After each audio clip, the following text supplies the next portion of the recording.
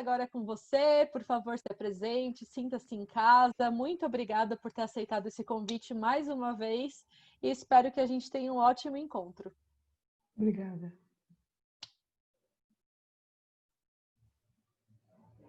Obrigada, Bia.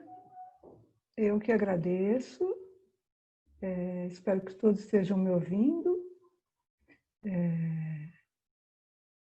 Agradeço o convite por estar aqui com vocês. Eu participei do Mentoring Day, gostei muito. Sigo cruzando histórias nas redes e me candidatei e estou muito contente de poder estar aqui com esse grupo aqui bacana e espero trazer algumas contribuições para vocês sobre vida e carreira. Eu vou compartilhar algumas telas com vocês, é um modo de trabalhar que eu acho que vai organizar um pouco as nossas ideias aqui, que vai poder trazer para vocês a minha metodologia, o meu jeito de trabalhar. E no final, eu vou abrir para alguns comentários, perguntas, né? Que eu acho que é importante um espaço também para vocês poderem se colocar, perguntar algo que não ficou muito claro ou algo que vocês queiram acrescentar, vai ser um prazer poder responder. Então, vamos começar?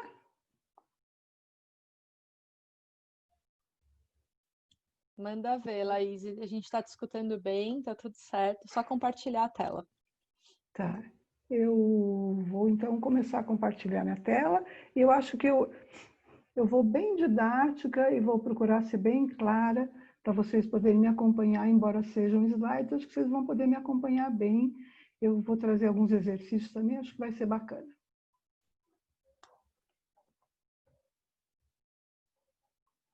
Então, vamos lá para o começo.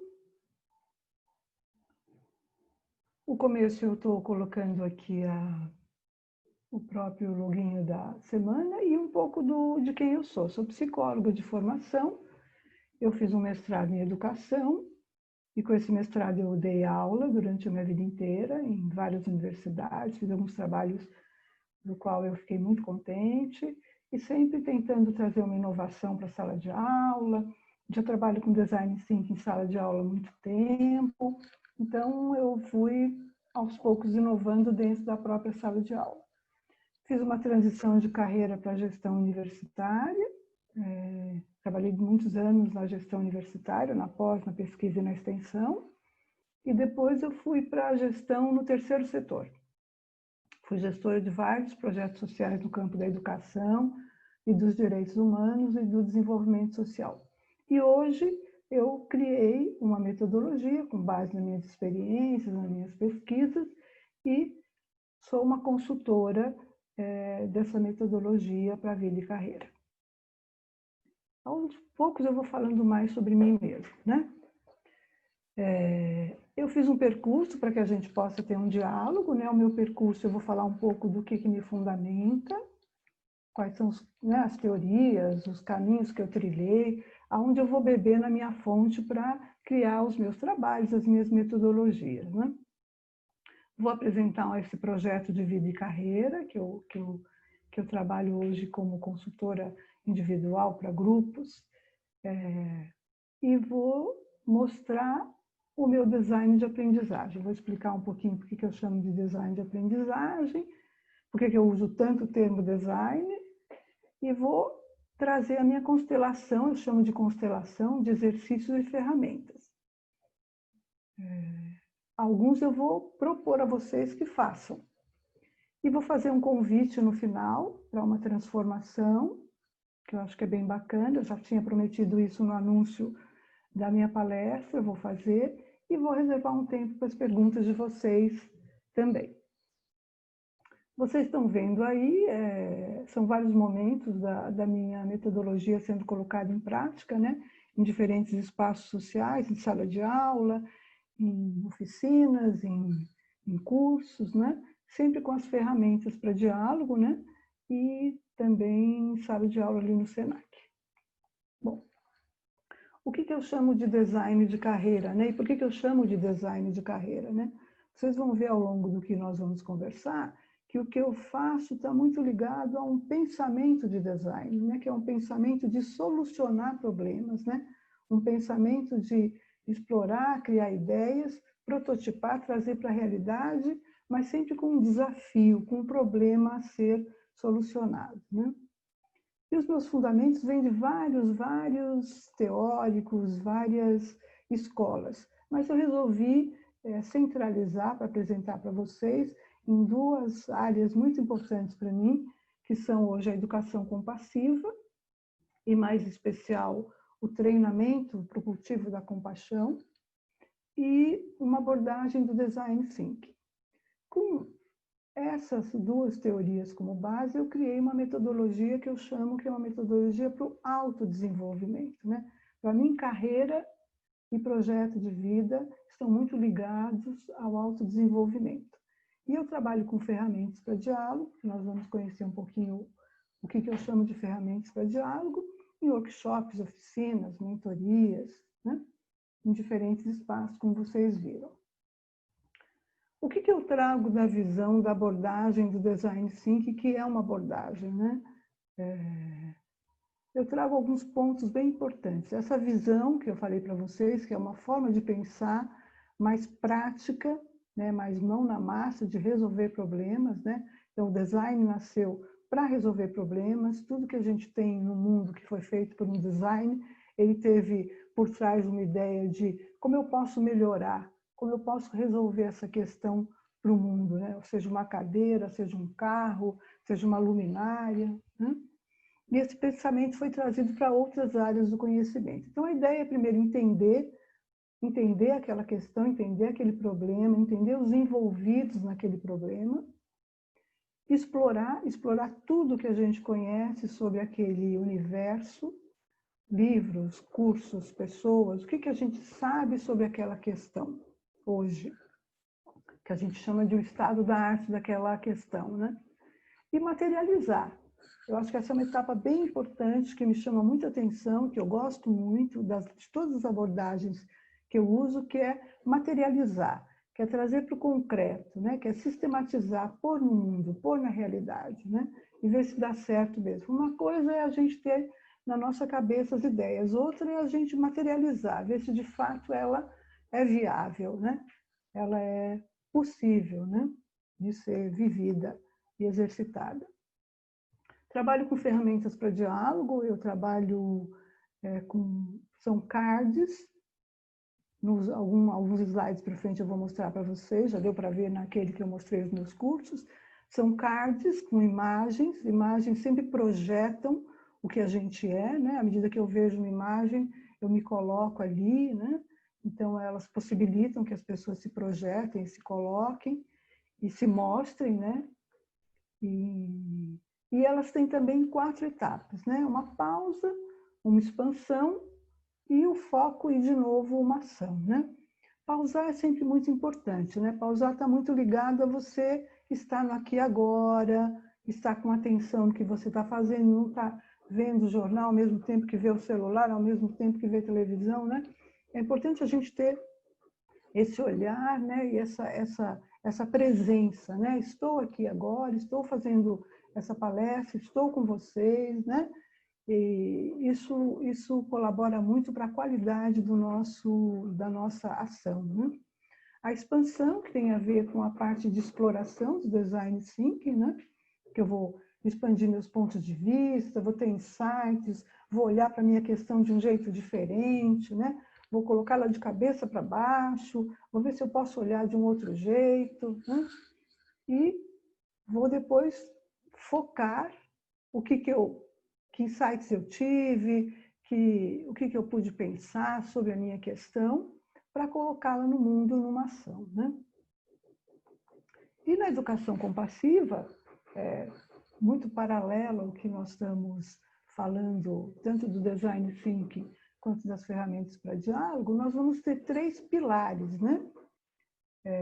3 pilares muito importantes, né? Que são a intenção, a atenção e a empatia. A intenção vai dizer respeito ao desenvolvimento do nosso conhecimento sobre nós mesmos, né? Nós estamos bem nesse métier aqui, quando a gente fala da intenção, né? Que no treinamento para o cultivo da compaixão, que é um dos pilares importantes da educação compassiva, vai ser desenvolvido, né? Nós temos também um pilar que é o da atenção, e está muito voltado à atenção plena mesmo, né? Ao que eu falei do estar no aqui e agora, né? Mas também ser capaz de desenvolver maneiras e exercícios para que quando eu esteja agindo sempre com uma consciência, sabendo exatamente o que eu faço, conhecendo os meus padrões de reação, né? Que eu esteja mais voltado mesmo a me observar. E a empatia, que no caso da educação compassiva, eles chamam de uma humanidade compartilhada, né? Eu ser capaz de ver o outro e de ver as necessidades do outro, reconhecer isso, né? Eu acho que eu vou explicar um pouco melhor sobre a educação compassiva, falando sobre o cultivo da compaixão, né? Na verdade, sobre o que se chama de treinamento para o cultivo da compaixão. E acho que vai ficando claro para vocês, ao longo do que eu for conversando aqui, dialogando com vocês, por que se relaciona com um projeto de vida e carreira. É claro que há vários caminhos para a gente fazer um projeto de vida e carreira, e esse caminho é uma escolha minha, né? É uma escolha que eu criei a partir dos meus próprios valores, das minhas próprias buscas pessoais e profissionais. Mas quando a gente fala em treinamento do cultivo da compaixão, a gente está falando de ver, sentir e agir, né? Algo que todos nós vivenciamos no nosso dia a dia, eu acho que todos nós nos identificamos, né? Todos nós percebemos o mundo, todos nós experimentamos e todos nós agimos. O que é importante para mim, e que eu tento trazer para o meu trabalho, para a minha metodologia, é aprimorar esse como percebemos o mundo, como experimentamos e como agimos. Tirar um pouco o automático dessas ações, né? E para isso a gente precisa fazer uma grande jornada, na verdade uma jornada de herói, né? Eu gosto de dizer que é uma jornada mesmo que exige muita coragem, muita determinação, muito discernimento. E que para isso, nos tornarmos observadores, bons observadores, é um passo importante. Observadores de nós mesmos e observadores do comportamento dos demais. Quando nós nos observamos de maneira mais aprofundada, né?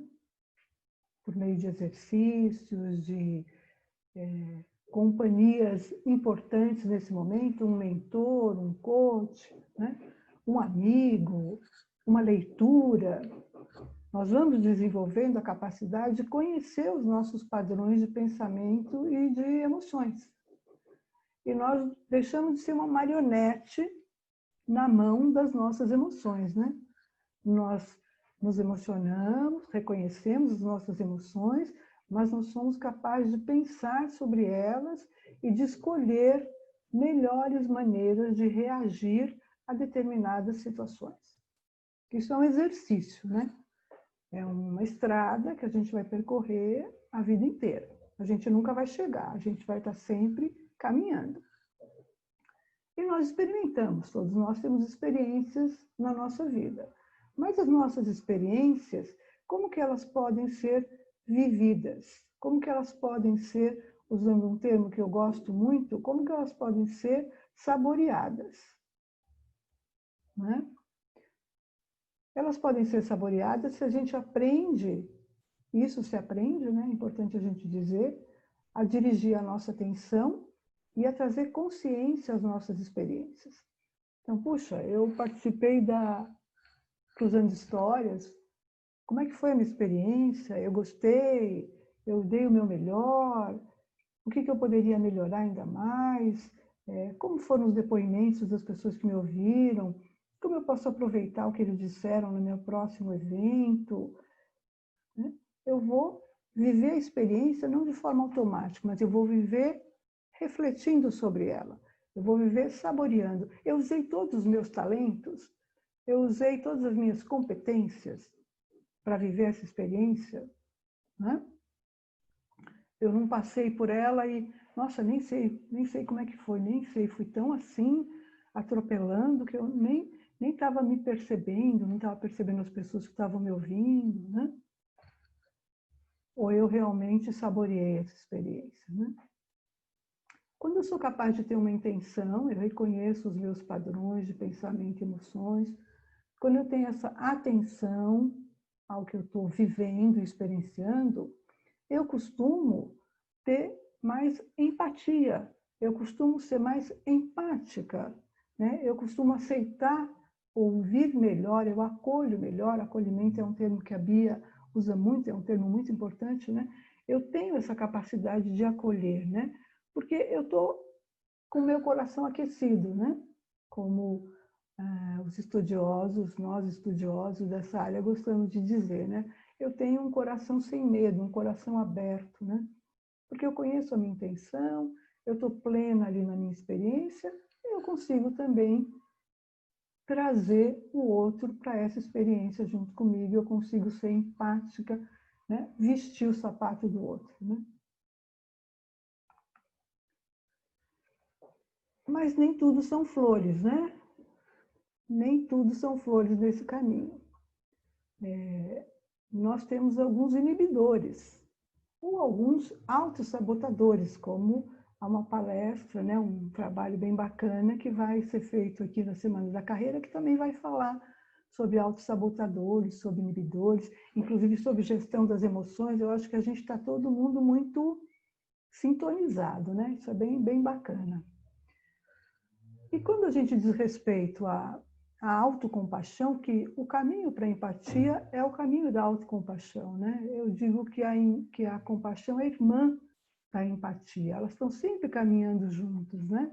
Se eu não tenho uma boa relação comigo, se eu não sou bondosa o suficiente comigo, dificilmente eu vou abrir caminho para o outro, né? Dificilmente eu vou estar com o meu coração disponível para ouvir, para ter boas relações no trabalho, na família, né? Nas minhas relações sociais. E há uma psicologia, né, que trabalha muito com o cultivo da compaixão, é uma área da psicologia que tem essa teoria como base, que vai falar de 3 importantes medos que nos sabotam quando a gente busca essa jornada aí do autodesenvolvimento. E não é que o medo seja eliminado, que a gente possa e consiga eliminar o medo das nossas vidas, né? Mas a gente tem que segurar na mão do medo e agir, né? Tem que ter coragem e levar o medo para agir. Ele não pode nos paralisar, né? O medo é um bom sinalizador, né, dos riscos que a gente corre, mas ele muitas vezes nos paralisa. E esse autor, né, que na verdade é o Paul Gilbert, ele fala que nós temos medos, muitas vezes por nós mesmos, pelos outros ou dos outros. E aí eu trago aqui alguns exemplos, né? O que seria o medo de nós mesmos, né? É um medo bem comum, acho que vocês vão se identificar, né? É o medo, por exemplo, que eu me torne alguém que eu não quero ser. Alguém que seja fraco, né? Que mostre, né, para os outros que não tem capacidade, que seja muito frágil, né? Que eu me veja tomado de tristeza, de pesar, ao ser muito compassivo comigo mesmo, né? O outro são pelos outros, né? Imaginando que se eu for muito bom, muito compassivo comigo, as pessoas vão abusar de mim, né? Vão se aproveitar de mim, né? E mesmo imaginar que nem todas as pessoas mereçam compaixão, né? Nem todas merecem que eu tenha esse tipo de sentimento por elas, né? Vejam como ao ultrapassar esses pensamentos, ao ultrapassar esses medos, a gente vai ficando mais empático e mais próximo às pessoas, a gente vai se abrindo para as pessoas, né? E o medo dos outros é o medo de eu precisar de ajuda e não receber. o medo de que as pessoas vão ser compassivas porque querem algo de mim, né? Um pouco esse medo de haver interesseiros, né? E aí eu ergo uma barreira quando alguém é compassivo comigo, eu não aceito esse tipo de ajuda. Então, são todos inibidores de uma atitude mais compassiva em relação a mim mesma e em relação aos outros, né? Eu acho que vai ficando claro para a gente que nos nossos padrões de reações, os nossos padrões emocionais, padrões de comportamento, de atitudes, a gente pode dizer que existem hábitos, né? E que os hábitos são muito favoráveis em muitos momentos da nossa vida. Se eu tiver que pensar todo dia para eu dirigir um carro, eu não saio da primeira, né? Se eu tiver que pensar todo dia como é que eu uso um garfo e faca para me alimentar, eu também não me alimento. Então, a gente vai criando esse tipo de aprendizagem, elas vão ficando automatizadas para nós. São hábitos, e esses hábitos são importantes porque eles causam uma belíssima economia cerebral. O meu cérebro precisa trabalhar pouco quando eu preciso fazer eu preciso ter essas atitudes mais automatizadas. Mas eles não são bons companheiros, os hábitos, quando eu estou diante de um novo momento, de uma crise, de um tempo de mudança. Como vivemos agora, né? Vivemos um grande tempo de mudanças com essa pandemia. Muito do que a gente fazia, da forma como a gente vivia, foi mudado, vai ter que ser mais mudado ainda. E muitas vezes a gente quer, diante do novo, usar o mesmo padrão de resposta que a gente usava para o velho. Não vai servir. Nós vamos ter que ser capazes de criar novos padrões de respostas, né? E de fazer, né, aí a nossa economia cerebral se movimentar, né? Nós vamos ter que quebrar modelos de pensar e de agir. Aí nasce um observador, né? De novo, a ideia do observador, que eu falei aqui e vou repetir, porque para mim é muito central, né? Essa capacidade de eu me olhar, de eu me observar. Que padrões são esses, né? Como que eu faço para mudar? O que seria melhor para mim? Como que eu ficaria melhor? Né? Que comportamento eu substituo? Que padrão de pensamento? Como é que eu mudo o padrão de pensamento? Né? Como é que eu mudo o padrão de emoção? E muda, né? A gente muda. A gente é capaz de mudar nos observando e observando a nossa volta. É isso que eu proponho nos exercícios e na metodologia que eu trago e apresento hoje para vocês, né? Eu disse já no começo, quando eu apresentei o curso, né? No começo não, na minha apresentação do curso, nas redes e quando apresentei para o Cruzando Histórias, que eu ia me guiar por 3 perguntas centrais, né? Que 3 perguntas centrais estão sempre como pilares no meu desenho de carreira. E elas não são perguntas novas, são perguntas da filosofia, elas vêm há anos nos perseguindo, né? Há anos a gente busca respostas para ela. E não seria diferente no desenho de vida e carreira. Eu vou estar sempre procurando responder do que eu gosto, o que eu faço e faço bem, e o que os outros valorizam em mim. Então vejam que essas 3 perguntas, elas abraçam quem eu sou, o que eu faço e o que eu entrego no mundo, né? Porque eu não posso também ter o complexo da Gabriela, né? Eu nasci assim, eu cresci assim, eu vou ser sempre assim.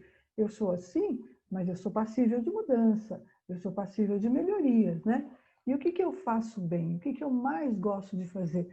O que eu faço, como diz o Roman Krishnarik, né? Do Encontro e Trabalho da Sua Vida, talvez vocês o conheçam. O que eu faço e não preciso ganhar dinheiro nenhum. Eu faria, sim, se eu não precisasse ganhar dinheiro, fosse uma milionária, eu faria pela minha vida inteira. É o que eu faço bem, aquilo que eu faço com prazer, aquilo que para mim é tranquilo, que é bom, que me dá prazer, que me dá satisfação. e o que os outros percebem que é um talento meu, que é importante também eu ser e parecer ser, né? Como dizem, né? Nas mídias, né? E que caminho é esse que a gente pode fazer para responder essas 3 perguntas num desenho de carreira? Aí eu tenho uma proposta, né?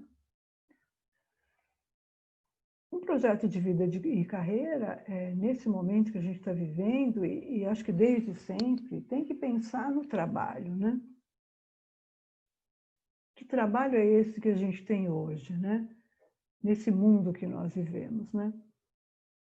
Que futuro do trabalho parece estar se insinuando para nós, né? Agora, então, depois da pandemia, isso ficou ainda mais importante, né?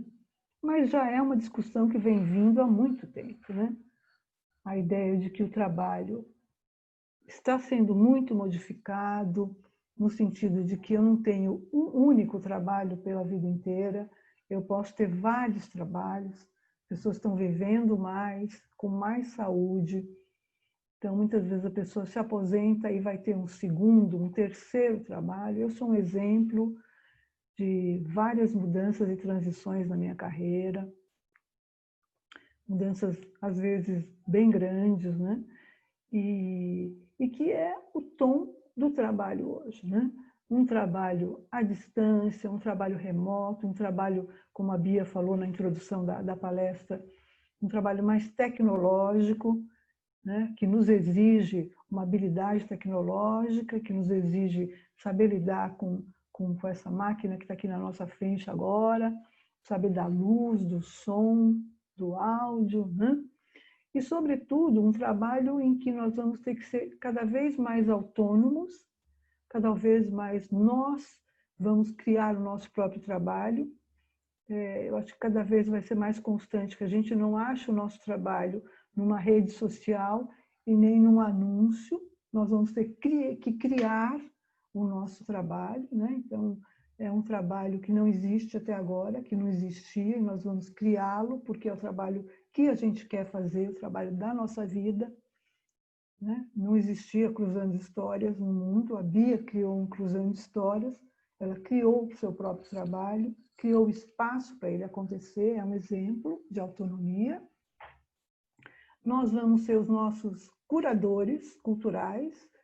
Um curador é alguém que não só cria o seu próprio trabalho, como ele é capaz de saber que tipo de cursos, que tipo de pessoas, que tipo de pesquisas fazem parte do meu crescimento profissional.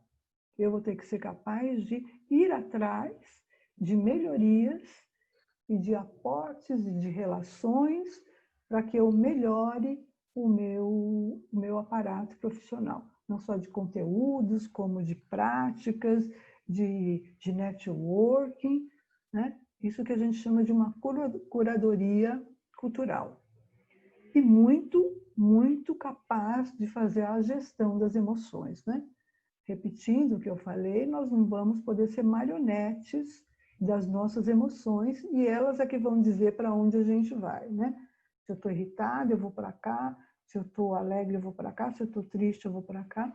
É claro que a gente tem esses momentos, mas quanto mais eu ser capaz de reconhecer o que me equilibra e o que me tira de um estado no qual eu não quero estar, melhor eu vou desenvolver a minha jornada em direção à compaixão comigo mesma e à empatia com os demais. Então, de novo, a ideia de nos tornarmos observadores de nós e dos demais, do comportamento dos demais, né? A gente ter essa sensibilidade, esse feeling para como está o outro hoje. É um bom dia para eu conversar com ele, né? Hoje não é um bom dia. É um bom dia para eu pedir aumento para o chefe, hoje não é.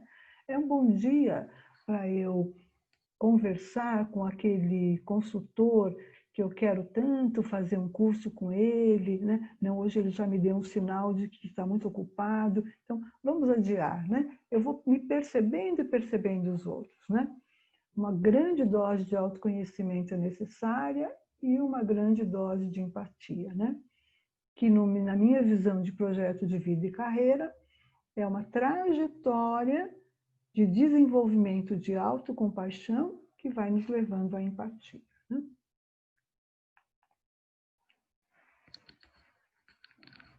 E aqui eu faço uma sugestão para vocês e explico por quê.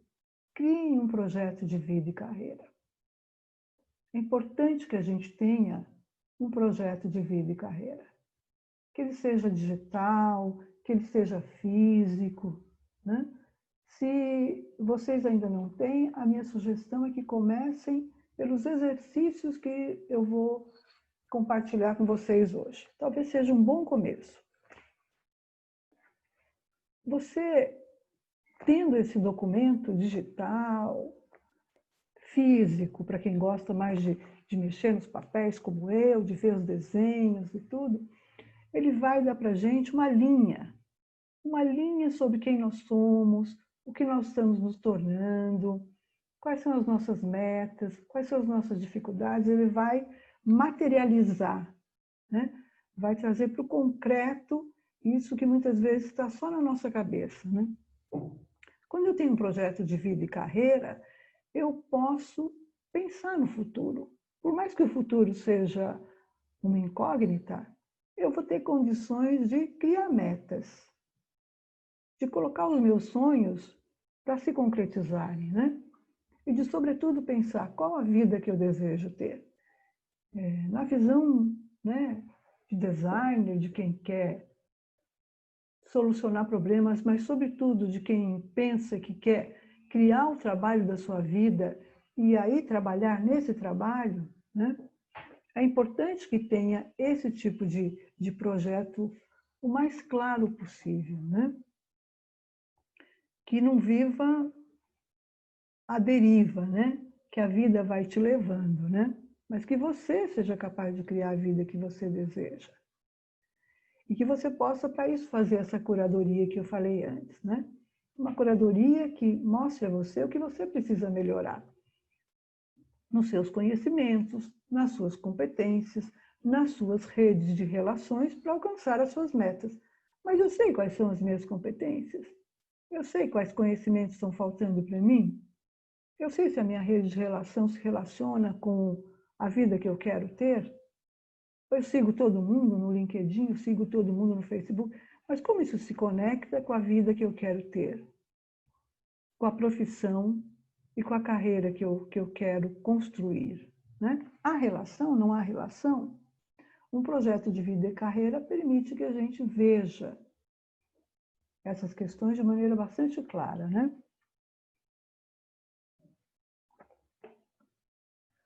Permite anotar o nome das pessoas, das empresas, dos cursos que eu desejo conhecer mais, me organizar para fazer essas conexões, para comparecer aos eventos, já com perguntas, né? Perguntas assim certeiras para fazer para as pessoas, né? Para iniciar uma relação. Há muitos canais, inclusive, no LinkedIn, que nos ajudam a fazer esse tipo de conexão, né? Certamente, algumas palestras aqui e rodas de conversa vão ajudar nesse sentido, vocês podem tirar muito proveito, né? Aqui é uma constelação, eu gosto de chamar de uma constelação, porque para mim são todos astros, planetas e estrelas que orbitam na minha metodologia e que, do meu ponto de vista, nos levam a criar um projeto de vida e carreira baseado em atitudes mais compassivas, autocompassivas e empáticas, né? E a gente poderia dizer com propósito, né? O propósito é essa palavra hoje tão usada, né? Tão difícil de definir, mas eu diria que é essa junção, né? Entre o que eu quero e o que o mundo espera de mim, né? Então, eu também tenho nesse meu projeto de vida e carreira 4 etapas, que eu chamei de pausar, de inspirar, de despertar e de criar. Para desenvolver essas 4 etapas, né, de uma maneira circular, começando no pausar e chegando, se possível, em criar, eu vou usar a abordagem do Design Thinking, nessa visão de que eu preciso explorar, materializar, né, para chegar a uma solução de algum problema, criar uma solução de algum desafio que eu tenha, né? E vou criar plataformas de experiências que são justamente os exercícios, né? São justamente as ferramentas para diálogo que vão, aos poucos, me levando para esse olhar para dentro, como bons observadores de nós mesmos, olhar o mundo, qual é a minha visão do mundo, como eu vejo o mundo, né? Voltando lá ao que nós falamos lá atrás, né? Como é que eu vivo as minhas experiências, eu estou atenta às minhas vivências, eu aproveito delas o melhor, né? Como eu me relaciono, fundamental, né? Hoje em dia, né? Nós nunca estamos sozinhos, né? Nós somos sujeitos sociais, né? No trabalho, na família, em todos os espaços sociais, né? As relações hoje têm um papel importantíssimo, né? E o que eu entrego ao mundo, né? Passando por essas 3 etapas, qual é a minha capacidade de entregar ao mundo um bom projeto de vida e de carreira, né? Eu chamo esse trabalho de design de aprendizagem, que leva ao autodesenvolvimento e à empatia. Por que design de aprendizagem, né? Design por todos os motivos que eu falei, né? Porque é uma abordagem que me permite, a partir de um desafio, pensar, explorar ideias, expandir pontos de vista e materializar em uma ação, em um teste, em um protótipo, aquela minha expansão de ideias, né? Por isso a ideia de design. E design de aprendizagem hoje está muito ligado a técnicas e ferramentas colaborativas. Então, nessa metodologia, não há uma ideia de que há alguém que ensina e alguém que aprende. Há uma ideia de colaboração, de aprendizagens mútuas, né? De caminhos sendo trilhados em que um protagonista vai ser autônomo, vai ser curador da sua própria história, curador do seu próprio projeto de vida e carreira. Esse é o objetivo da etapa final do criar, né? Que ao fim se possa ter um projeto de vida e carreira autônomo, de alguém que desenvolveu uma capacidade de observação e que também desenvolveu a sua própria curadoria de vida, né? Agora, uma parte bem bacana que eu gosto bastante, gostei de fazer, espero que vocês gostem de receber, que são alguns dos exercícios e ferramentas que eu uso nessa minha metodologia. Então, eu não poderia passar sem mostrar para vocês do que concretamente eu estou dizendo quando eu falo em design de aprendizagem. Então, eu vou começar por um que é muito impactante, até porque ele é todo colorido, acho que chama muita atenção, e que vocês podem fazer. Eu estou trazendo aqui exercícios que eu acho que são possíveis que vocês façam. Esse é o da árvore da vida. Quem nunca fez deve fazer. Quem fez pode fazer novamente, porque se a gente fizer aos 20 anos ele é um, se a gente fizer aos 40 ele é outro, se a gente fizer, né, ele vai mudando, como vai mudando muitos dos nossos momentos e desejos ao longo da vida, né? Assim como a gente pode ter várias carreiras, né? A gente pode também ter focos diferentes em diferentes momentos da vida. Eu trouxe o meu próprio exemplo aqui em alguns momentos só para ilustrar, né?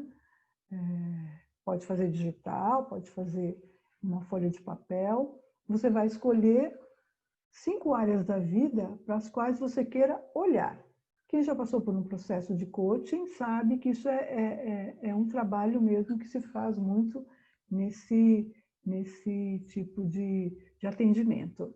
Então, escolher 5 áreas da vida para as quais você queira dar foco. Então, em momentos diferentes da vida, a gente quer dar foco em áreas diferentes. Eu escolhi carreira, espiritualidade, bem-estar, amizades e família. É claro que tem a ver comigo, com a minha própria história de vida, com o meu próprio momento pessoal, né? Sempre dei muita importância à carreira, não é à toa que hoje eu sou uma consultora de vida e carreira. E para cada uma dessas áreas, para carreira, espiritualidade, bem-estar, amizade, família, nós vamos escolher 3 sentimentos. Quando eu penso na minha carreira, quais são os 3 sentimentos que vêm? No meu caso, vem reconhecimento, vem autorrealização, vem alegria, que é a capacidade de fazer, né? E por aí vai. Você vai fazendo isso e vai colocando esses 3 sentimentos. Quais são os 5 valores que hoje me acompanham, dos quais eu não abro mão, na minha carreira e na minha vida? São valores, vamos dizer assim, inegociáveis, né? Eu coloquei a compaixão, a empatia, vocês estão conhecendo agora um pouco por quê. O conhecimento, para mim, é um valor, a justiça e a dignidade. Em outros momentos da minha vida, talvez outros valores fossem mais, estivessem mais no meu foco, né? Isso também varia. E os meus talentos, os talentos que eu reconheço em mim hoje e que, para mim, me acompanham, né? O da resiliência, o da curiosidade, o da escuta ativa, o da capacidade de observação e de criar metodologias e orientar pessoas. Então, aqui vai um pouco já de mim, um pouco da minha vida, um pouco do que eu imagino que seja importante para a minha carreira. Quando vocês fizerem esse exercício, é importante também já começar a pensar em quem te ajuda, né? Quem são as pessoas, quando eu penso em vida e carreira, que são importantes para mim? No meu networking, às vezes na minha família, em relação aos meus amigos. Eu coloquei aqui lazer e cursos, porque muitas vezes lazer te ajuda, ajuda muito. Se eu não estou bem, se eu não estou me sentindo preparada, muitas vezes se eu ouvir determinada música, ou se eu ler determinada poesia, o meu estado de humor muda completamente, né? Se eu for caminhar no parque, o meu estado de humor muda completamente. Se eu for meditar, ou se eu não meditar, isso tudo vai fazer diferença. Então, é importante também a gente colocar tudo que a gente acha que nos ajude. Quanto mais a gente for capaz de fazer essa distinção, melhor. Vejam que se vocês fizerem essa árvore da vida e depois olharem para ela, ela vai falar muito de vocês. Vai falar muito de quem vocês são, das relações de vocês, quais são os valores, quais são os talentos. Eu estou usando isso a meu favor?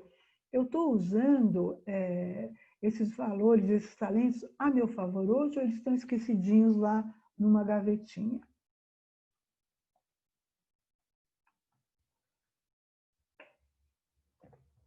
Outro exercício que eu acho bem interessante é o que eu chamei de cartografia do desejo. E é também uma proposta que vocês podem fazer com tranquilidade e vai fazer parte aí do projeto de vida e carreira de vocês, do portfólio de vocês. Vocês vão pegar 10 folhas de papel, sulfite, de caderno, 10 folhas separadas, e vão escrever sem pensar muito quem eu sou.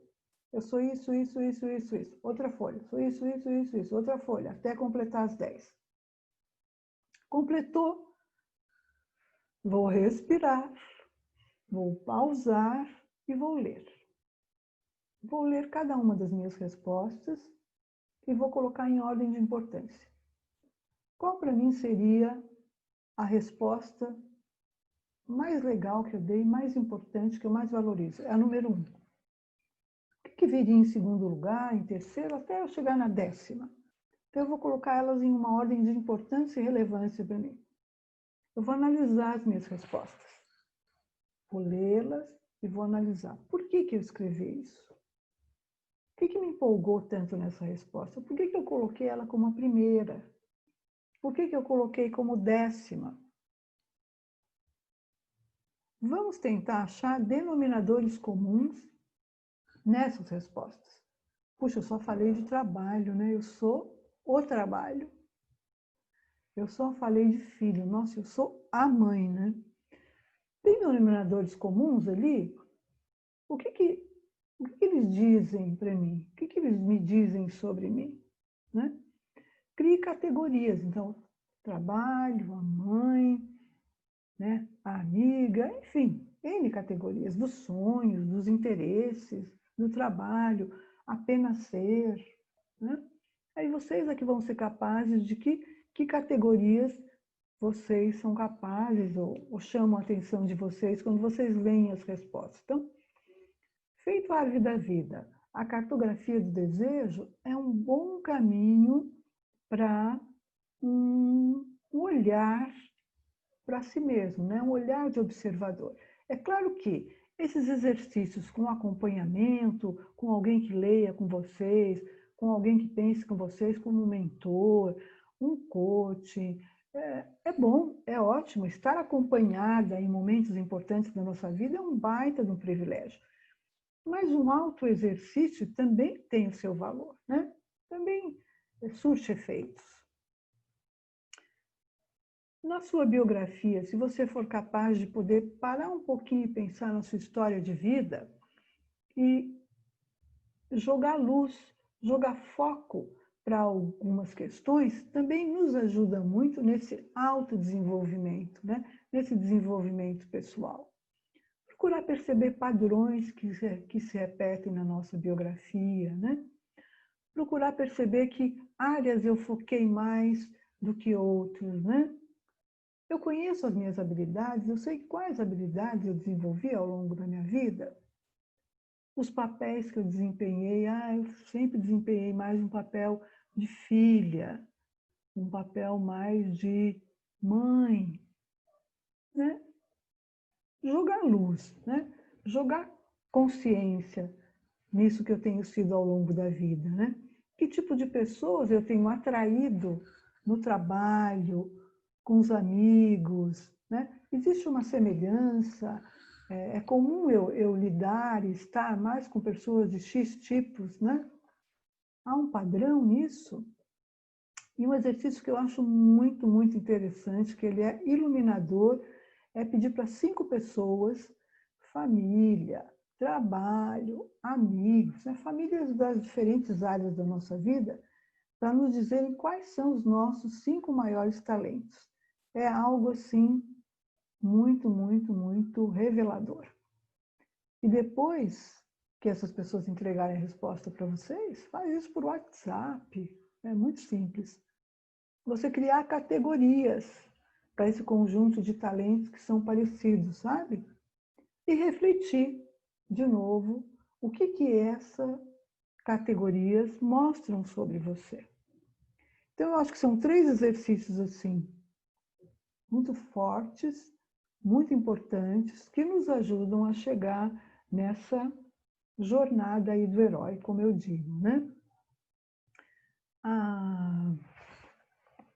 Um quarto exercício que eu também acho que pode ser feito, e ele é um exercício contínuo e diário, né? Que é um diálogo com a gente mesmo, e que vai nessa direção, né? De reconhecer padrões de emoções, padrões de pensamento, padrões do nosso corpo, né? Nos aproximando cada vez mais de nós mesmos, né? Nas diferentes situações desafiadoras da vida, eu poder ser capaz de perguntar, né? O que eu estou sentindo? Por que eu estou sentindo isso? Né?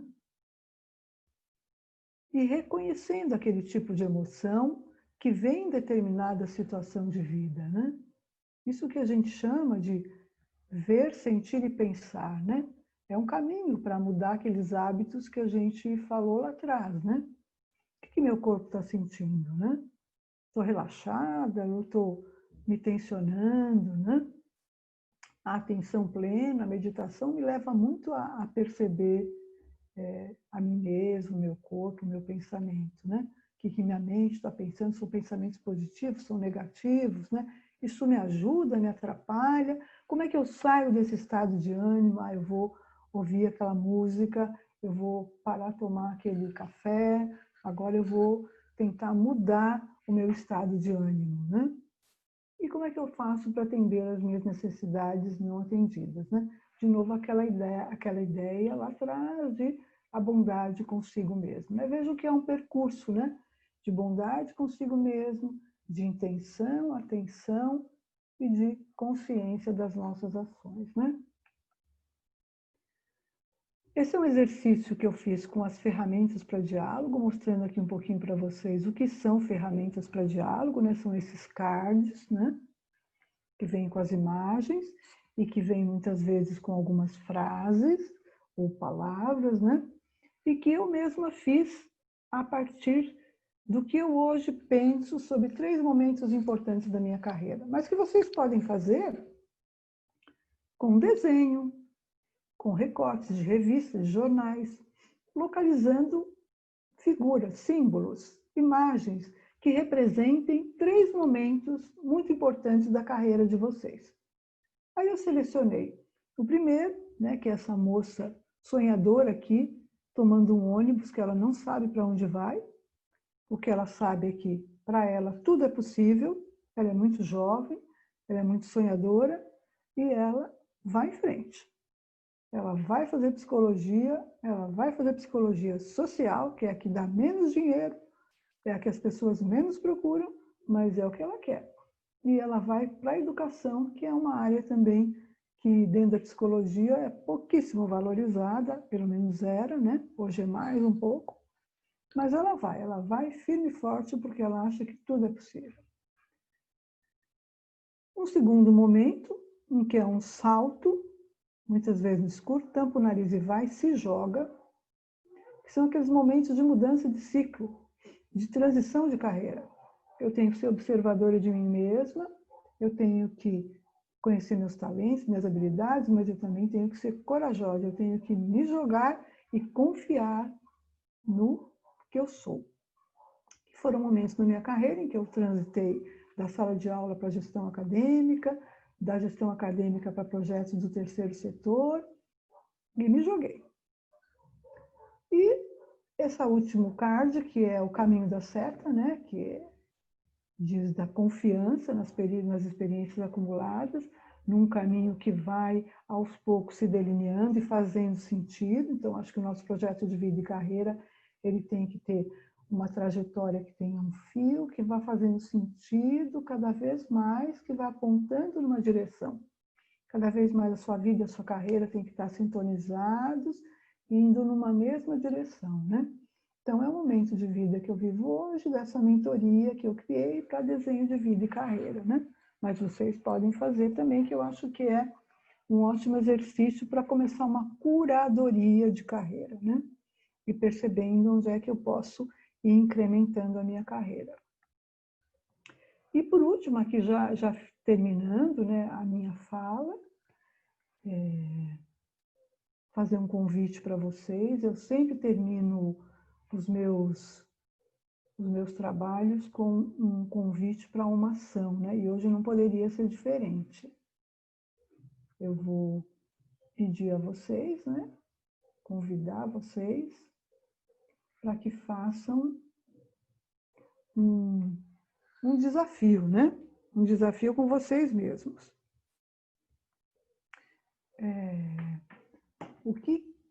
Primeiro pensar num desafio que vocês tenham, né? Um desafio que fique assim como uma pulguinha atrás da orelha, né? De vocês. E que seja um desafio profissional de preferência. Mas pode ser um desafio de vida também. Em relação a esse desafio, em relação a uma tentativa de superação desse desafio, o que eu devo fazer menos? O que eu me proponho a fazer menos para ir na direção da superação desse desafio? Eu vou pedir a vocês que se proponham uma ação pequena, possível, né? E vocês consigam executar. E deem um prazo para isso. Eu vou fazer isso em 1 semana, eu vou fazer isso em 1 mês, eu vou fazer isso em 2 meses. De curto prazo, de preferência. Né? Pequenas ações, às vezes, fazem muita diferença. Vou dar um exemplo simples. eu vou ficar menos no Facebook para ler aquele livro que tanto me interessa, que eu acho que vai desenvolver a minha habilidade de XYZ, né? Eu vou, durante um mês, ficar 1 hora em tal atividade que eu acho que ela vai me ajudar, né, a fazer tal e tal desenvolvimento. Então, é o que eu vou fazer mais. Eu vou fazer mais vezes meditação por dia, porque isso vai me ajudar, né? Em qual prazo? Em 1 semana, eu vou mudar de 1 hora para 2 horas. Então, se proponham a ações que vocês vão reduzir, fazer menos, que é para chegar na superação do desafio de vocês, e se proponham ações que vocês vão incrementar, vão enriquecer, vão fazer mais também para chegar na superação desse desafio. Espero que vocês façam e um dia possam me contar. Dicas. Eu gosto muito de dar dicas. Para mim, filmes, livros, músicas são como um curso que a gente faz, né? Muitas vezes a gente aprende tanto ao ler um livro, a ver uma série, tem insights, tem ideias, né? Então, eu queria trazer para vocês a sugestão dessa série da Netflix, que é Afterlife. Vocês vão ter que me engolir. Não vou dar spoiler, mas eu gostaria que vocês vissem essa série. Quem já viu pode pensar sobre a ótica do que eu vou dizer, ver se faz sentido, sobre a ótica da gestão das emoções. Vejam concretamente um estado de autocompaixão nascendo e de empatia nascendo. Eu acho que o Afterlife mostra isso de forma muito clara, ilustra o que eu falei sobre como nasce a autocompaixão e como ela abre as portas para a empatia quando eu sou capaz de fazer a gestão das minhas emoções. Não sem dor, não é fácil, mas é um exemplo bem bacana nesse sentido. E a Era da Curadoria é uma homenagem ao Gilberto de Menstein, que morreu tão precocemente e nos faz muita falta, com certeza, e que fez esse livro com o Mário Sérgio Cortella, que vai dizer por que nós estamos na Era da Curadoria, né? O que importa é saber o que importa. Foi um pouco que eu tentei passar para vocês quando eu falei sobre a importância da curadoria da própria carreira. Então é isso. Aí eu vou pedir o auxílio luxuoso do Ivo para que ele possa trazer se há alguma questão, se há algum comentário que possa nos ajudar aqui. Espero não ter cansado muito vocês. Oi, Laís. Eu amei Afterlife, essa última dica que você deu antes do livro do Gilberto com Cortella. Também entendo como uma grande obra assim, de autocompaixão e de gestão das emoções. É bastante divertido, quem ainda não viu também recomendo. É muito bom. É um divertido, sei lá, profundo. É profundo, assim, traz muitas reflexões, assim, é bem legal. Eu vi por acaso, assim, na Netflix e Eu gostei também. bastante. Nossa, eu liguei Que uma bom. super luz aqui na minha casa. Laís, eu tenho uma pergunta. Uma Claro, pergunta pode. não. Eu tô achando até que eu sonhei com isso. Porque eu fui buscar agora onde eu li isso e eu não achei em lugar nenhum. Mas eu até tive uma conversa longa com o Nando, que é meu parceiro aqui na Cruzando Histórias, sobre uma frase que era sua na minha cabeça, porque eu achei que eu tinha lido de você, não sei aonde que eu li. Se não for sua, trago a provocação de todo jeito para cá, que em algum lugar eu li alguma coisa do tipo, tá? Não lembro exatamente, por isso que eu fui buscar. Mas era assim, primeiro nós devemos entender qual vida nós queremos, para depois encaixar o trabalho que cabe nela. Foi você que escreveu isso em algum lugar? Foi você? Eu vou dar todos os créditos. Ah, tá. Deixa eu te dizer. Fui minha porque eu fiz essa frase na apresentação do meu currículo. Hoje essa frase para mim é um mantra. Eu venho ouvindo essa frase desde o Roman Krishnarik, que é um baita especialista em carreira, né, do School of Life. Recomendo muito o livro dele, que é Encontre o Trabalho da Sua Vida. Ele foi muito inspirador para mim. A partir dali eu falei, nossa, eu sou essa pessoa também que tem esses interesses por carreira, por desenho de carreira, e comecei a incrementar essa minha metodologia. Ele foi muito inspirador para mim. E é ele que diz, tenha 30 profissões, tenha 40, vai testando, vai ver o que você quer. Não está no jornal o trabalho da sua vida, não está no anúncio do jornal, você vai ter que criá-lo. E criá-lo a partir do que eu conheço sobre o que eu gosto de fazer. O meu trabalho tem que ter um espaço para que eu faça atividade física e meditação pela manhã. O meu e do Harari, né? Do que escreveu 21 lições, não sou só eu, né? Então, esse trabalho ele vai ter que me permitir ter e preservar valores que eu não abro mão. Então, eu vou criar esse trabalho, porque muitas vezes ele não existe. Eu vou ter que criá-lo, né? Então, eu uso muito essa frase, outras pessoas usam, ela não é minha, assim, única, porque é uma visão hoje de design de carreira, é uma visão de projeto de carreira, né? É uma pessoa bastante conhecida que trabalha muito com essa visão, embora ela não use essa frase, mas a visão dela é essa, que é a Paula Abreu, que já escreveu muito na Vida Simples, que tem uma metodologia bem bacana de desenho de carreira. Eu acho um pouco marqueteiro hoje em dia, mas é interessante, tem alguns valores interessantes. Então, eu acho que é uma forma de ver projeto de vida e carreira que muitos autores bacanas têm. Eu tenho e muitos outros têm, né? Não, eu achei muito interessante, porque realmente não é uma frase, é uma visão.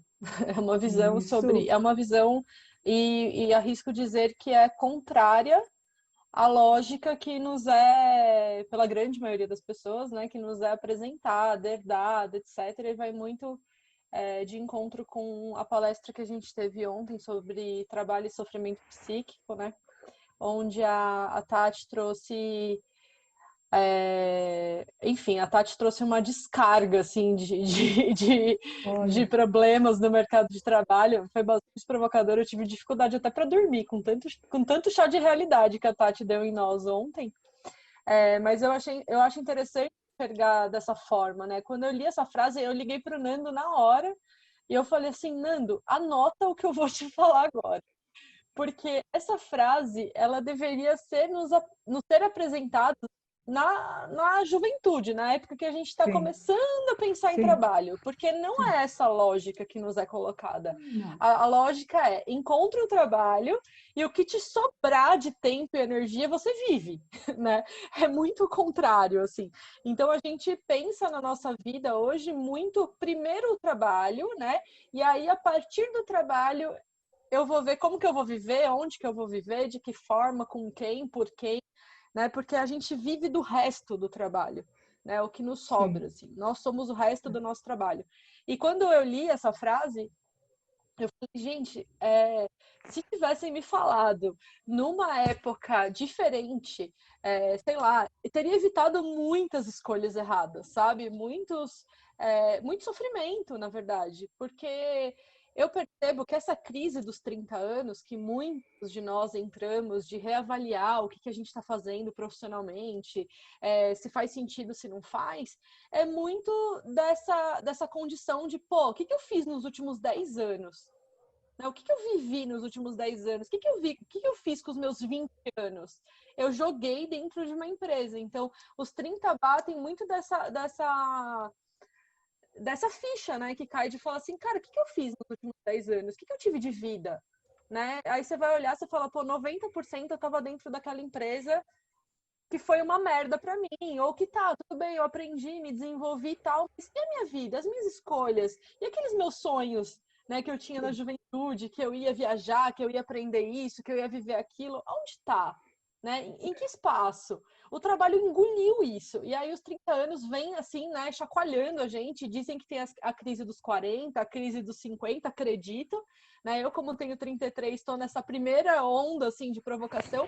E os 30 foram bem marcantes mesmo, porque eu pensei assim, tá, eu quero trabalhar, eu preciso trabalhar para viver, mas se for para eu trabalhar, o que seja com algo que faça muito sentido para mim. Né? Sim. Então, quando eu li essa frase, na verdade, na sua apresentação, eu não achei agora, mas estava tentando aqui buscar, eu falei assim, essa frase ela tem que ser dita mais vezes e assim, no momento mais precoce da nossa vida, sabe? Pra gente não errar tanto.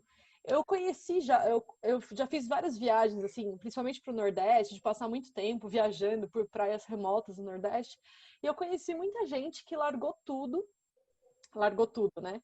Para viver aquela vida de praia, enfim. E eu lembro muito de um casal que vendia empadinha em Jericoacoara, empada mesmo, assim. 4 da tarde eles passavam com a cesta de empada.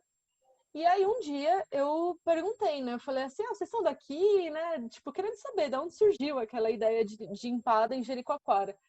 E aí eles falaram, a gente veio para cá uma vez, eles eram de São Paulo, a gente veio para cá uma vez, nós olhamos para essa vida e falamos, essa é a vida que a gente quer. E viemos para cá. E aí a gente chegou aqui e pensou, tá, agora a gente precisa de trabalho e renda, o que a gente vai fazer? E a gente sabia fazer empada. Então a gente, 1 hora da tarde, a gente começa a fazer as empadas, 4 horas sai a fornada, a gente vem aqui, vende a fornada de empada, e é assim que a gente vive. Essa é a vida, né? Esse é o trabalho que cabe na vida que a gente queria ter. E quando eu li essa frase, eu lembrei muito desse casal e de outras pessoas que eu conheci por aí, mas eu achei muito interessante, assim, a visão mesmo, de falar, aquela é a vida que eu quero. Ok, vou lá viver, e aí você pensa, tá, que trabalho que cabe nessa vida? Então, eu achei fantástica essa provocação e esse plano, né, de vida e carreira que você propõe é justamente para entender de que forma a gente quer viver, para muito além das nossas entregas, né? Com certeza. E você sabe, Bia, que o que você fala ilustra muito a ideia de uma carreira autônoma, quer dizer, ela é só minha. Ela não pode não estar de acordo com o que outras pessoas à minha volta acham, mas ela é minha, ela está sob a minha tutela, né? Eu crio, eu curo ela, né? Eu sou a curadora dela. E o que é bacana também, me faz lembrar, conforme você foi dizendo, é que essa visão ela vem ganhando tanta força hoje, Bia, a nosso favor. Eu acho que é algo que a gente deve comemorar. Não é uma visão só minha, é uma visão de vários estudiosos, pesquisadores, e é uma visão também que tem contaminado favoravelmente vários espaços. Então, eu já trabalhei muito com jovens em organizações sociais e que a gente trabalhava com projeto de vida. E nós tínhamos projetos lindos de jovens extremamente vulneráveis, projetos de vida que tinham como objetivo cuidar dos seus pais, cuidar da sua mãe, que era uma mãe solitária, que era uma mãe sozinha. Então, isso estava incluído no projeto de vida dele, projeto de vida de conhecer o pai que ele não conheceu, que aquilo para ele era um inibidor, um obstáculo para ele continuar o seu crescimento, né? E isso vem ganhando tanta força que hoje está em outras organizações sociais e está na Base Nacional Comum Curricular do Ensino Médio. Hoje, o ensino médio público tem como eixo pilar projeto de vida. Então, isso vem ganhando um destaque muito grande. Como você falou, eu concordo super com você. Começar cedo, quem eu sou, o que eu quero, quais são as minhas áreas de interesse, quais são os valores que eu não abro mão, né? Isso vai nos tornando menos autômato e menos sujeito das nossas próprias emoções e, pior, sujeito dos outros, né? Sujeitado sempre aos outros, né? E esses sujeitados não vão ter lugar no futuro do trabalho, né, Bia? Que exige que a gente pense, critique outro nosso trabalho, que reconheça as nossas habilidades e talentos, que diga, isso eu não faço por dinheiro nenhum, a isso eu não me submeto. Então, essa autonomia, ela vai ser obrigatória no futuro do trabalho, né? Essa curadoria, esses novos trabalhos que estão nascendo, eles não têm lugar mais para os sujeitos sujeitados que não conheçam a si mesmos e aos seus talentos. Eles vão estar fadados ao insucesso. Então, eu acho que a gente tem, conhecendo isso e acreditando nesses valores, nesse tipo de visão, por obrigação trazer isso para os jovens mesmo, para nós e para os jovens que estão vindo aí. Isso já está acontecendo para a nossa felicidade, para a nossa felicidade. Sim, com certeza. E acho, deixa a mensagem, né, que não é tarde, né? Quer dizer porque a gente tem 30, 40 ou 50 anos que a gente não pode sentar e ter um projeto de vida. Quando eu me percebi infeliz, a primeira coisa que eu fiz foi criar um planejamento para encontrar a porta de saída daquela situação, né? E muitas pessoas falam, então você foi e fez, aconteceu. Eu falei, não aconteceu, eu construí esse caminho, né? Não foi nada fácil e também foi muito papel e caneta, né, colocando muitas vezes ali o que eu estava sentindo, o que eu estava pensando, jogando fora muitas dessas ideias. E eu fiz isso, assim, recém-mãe, né, num emprego público que tinha estabilidade, onde eu tinha todos os meus benefícios, tal. E mesmo assim eu falei, cara, eu preciso achar a porta de saída desse lugar que me traz sofrimento. E comecei a construir esse caminho. No meu caso foi ter uma empresa, ter um empreendimento, ok. Mas muitas vezes não necessariamente, né? Enfim. E mesmo com toda a realização que eu tenho hoje, eu volto para o meu projeto de vida, porque eu já não me entendo mais tão feliz e realizada como há 1 ano ou 2 anos atrás. Então é sempre bom você ir olhando e pensando também. Às vezes eu tenho ideias de negócios, de trabalho, de coisas que eu quero fazer, de projetos, que não tem absolutamente nada a ver com o que eu faço hoje. Mas eu gosto de desenhar isso, porque pode ser uma possibilidade num futuro breve ou num futuro, né, mais distante, mas eu gosto de colocar o que eu sinto e o que eu penso no papel, assim. Então eu achei ótimo os exercícios que você trouxe. Deixa eu só falar algo importante que você disse, que é assim, o projeto de carreira, como você bem ilustrou, você está me ajudando muito, Bia, com seus exemplos. Ele nos torna mais criativos. À medida que eu olho para o meu projeto, que eu me vejo, que eu vejo valores, que eu vejo talentos, eu vou me tornando mais criativa, mais ousada, mais inovadora, né? É claro que há pessoas mais inquietas, eu sou uma pessoa bem inquieta, né? Eu também já larguei estabilidade por projetos que eu queria mais.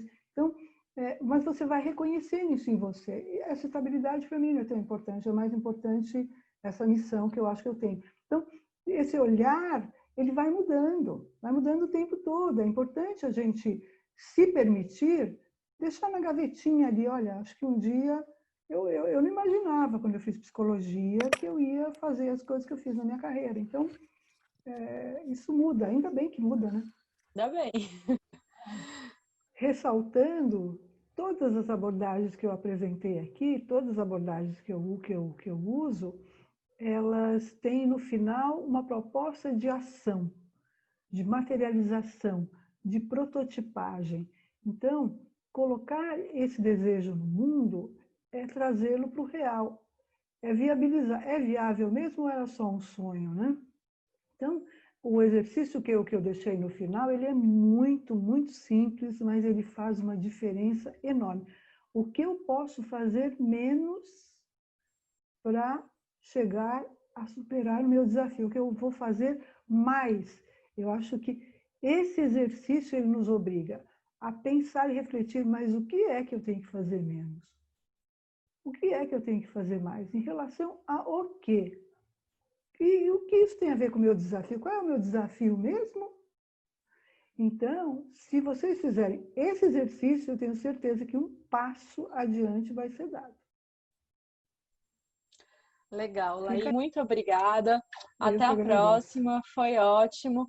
Pessoal, muito obrigada. E assim, reservem um tempo também, depois da Semana da Carreira, reservem um tempo para vocês executarem essas ferramentas, colocar no papel, né? Tirem um tempo, um dia, uma tarde, para vocês pararem e usarem, porque é muito comum a gente participar de eventos, a gente ter esse tanto de provocação e depois a gente fechar o notebook e esquecer. Né, deixar passar, nunca mais olhar para isso. E o importante é a gente pegar todo esse conhecimento e realmente aplicar na nossa vida, né? Então, muito obrigada, Laís, obrigada, pessoal. Até a sessão das 19. Tchau, tchau.